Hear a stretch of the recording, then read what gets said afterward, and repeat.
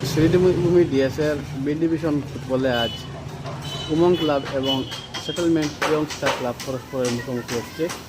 কিছুক্ষণের মধ্যেই ম্যাচ শুরু হতে চলেছে সরকারি স্কুলের মাঠে।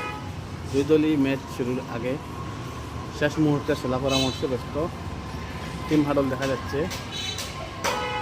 সাদা নীল এবং গেরুয়া নীল দুই দলের মধ্যে।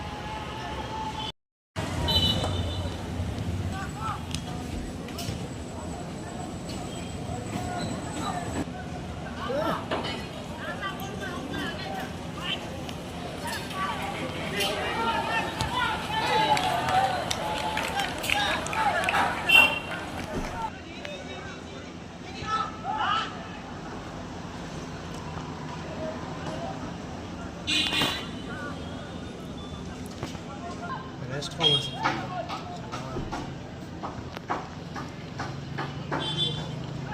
Jadi gua bagi.